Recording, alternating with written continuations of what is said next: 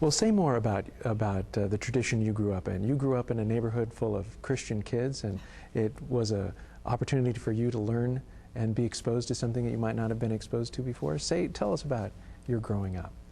I grew up in southeastern Massachusetts, outside of New Bedford. So if you've ever read Moby Dick, that's the kind of general area, in a small town called North Dartmouth.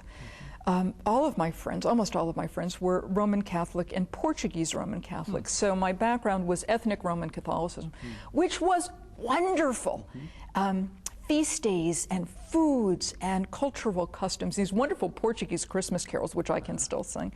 And my friends were very welcoming to me, so I got to help trim Christmas trees. I got to go on Easter egg hunts. I would go to Mass with my friends and loved it. I mean, it was sort of like going to synagogue. It was a language I didn't understand pre-Vatican II Roman Catholicism. My parents told me that Christianity was like a cousin to Judaism. Christianity had the same books that Judaism had, the same Bible, except Christians had to work harder because they had an extra book. And Christians felt that a Jewish man named Jesus was very important. So, yeah, I thought of Christianity as being sort of, another form of Judaism, sort of. And that's not a bad way to think about it. Well, on the other hand, I kind of miss the differences, and the differences are substantial as well. When I was in second grade, there were two major things that were formative in terms of my religious life and actually my intellectual life. The first was that all of my girlfriends were preparing to make their first Holy Communion, so I become obsessed with this, and I decide I have to make my first Holy Communion as well. And my friends who were going to catechism, to church school, would teach me, and so we would practice with Necco wafers, and they would say, and this is what you do, and this is what you say, and this is what the priest will say. And I thought this was all fascinating. Even more interesting was the dress with the matching white patent leather shoes and veil, and you got a purse. So the accessories alone make this worthwhile. Right? So I asked my parents if I could make my first Holy Communion, and they said, no, you may not, because you're Jewish, and I didn't really see why that was preclusive. My mother did buy my Barbie a bride dress, so Barbie would practice communion with Ken, before second grade. Was Ken a priest? Or? Ken was a priest. I used to put the groom jacket on backwards and have this little white construction paper collar that you could do. This is also when Nehru jackets were big, so Ken had a Nehru jacket.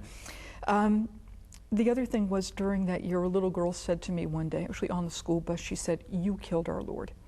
Because she had been taught in her church school, her catechism class, that the Jews were responsible for the death of Jesus, and I being the only one that she knew, it had to have been me. And I remember being exceptionally upset about this, and saying, no, I didn't. Who told you this? And she said, our priest told us. And I knew that priests had to wear these special collars. But here's the problem of interfaith dialogue, is often we presuppose we know what our partner is thinking or doing, and we have no clue. So I thought the reason priests had to wear those special collars is because the little white part would choke the priest if the priest were to tell a lie.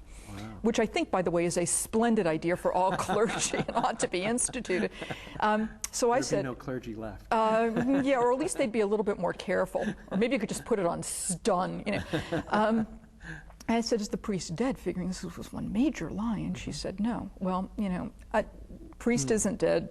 Should have been dead. Major lie. So I'm now convinced that I'm responsible for the death of God. This is back in the 1960s when moms met their kids when they got off the school bus. So my mom met me. I'm in hysterics. And she said, what's wrong? And I said, I killed God. And I truly believed that I had. So to the credit of the local diocese, my mom made a couple of phone calls. The priest is pulled from the catechism class. The following year, this is during Vatican II, the following year was the proclamation of Nostra Aetate, the document that says Jews for all times and all places are not responsible for the death of Jesus. But now I'm obsessed. How could this religion that had such wonderful traditions, bunnies and Santa and tinsel and really good Portuguese food, and all basics of Christianity. All basics of Christianity, and I still love all that stuff, and that worshipped a Jewish guy. How could this religion say such horrible things about me personally and about Jews? So at first I thought it was a translation problem, because I knew from Hebrew school we were translating Hebrew. I thought, the priest had mistranslated. Nobody told me the text was in Greek. But I'd go learn what the problem was. Right. So I started asking questions. I went to catechism class with my friends whenever I was able. I started reading. And the more I asked, the more fascinated I became with the text. when I finally sat down and read the New Testament, I was in high school. And it's just fine. I mean, I'm in the genealogy in Matthew. I got all those women. I knew their stories. That's terrific. I get the Christmas story, no problem. Sermon on the Mount, what's not to like. Going along splendidly. Get up to Matthew 23, the woe to you, scribes and Pharisees. And I'm still doing fine. Jesus says, woe to you, scribes and Pharisees. You like the best seats in the synagogue. Oh, my mother used to say that about one of the families in my synagogue. I'm still fine. Get up to the Passion narrative, 27-25. The crowd says, his blood be on our heads and on our children. And I knew where that hateful teaching had come from. By the time I got up to the Gospel of John, where the Jews, and that word is used over and over again, are described in such negative terms, I mean, I felt personally wounded by this. So I knew then where the hateful teaching had come from.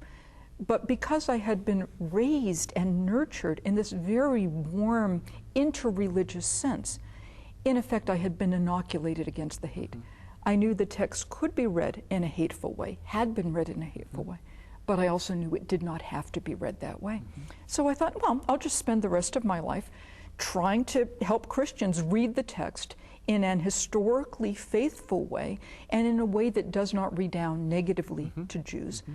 And the neat thing, the really neat thing, was at the same time, the more I read the New Testament and other documents from the first century, the better Jew I became. The New Testament provides me part of my own history that the synagogue does not retain. Reading the history of the period fills in for me the gaps that my own Jewish education did not provide. So I read the New Testament and I happily go to synagogue.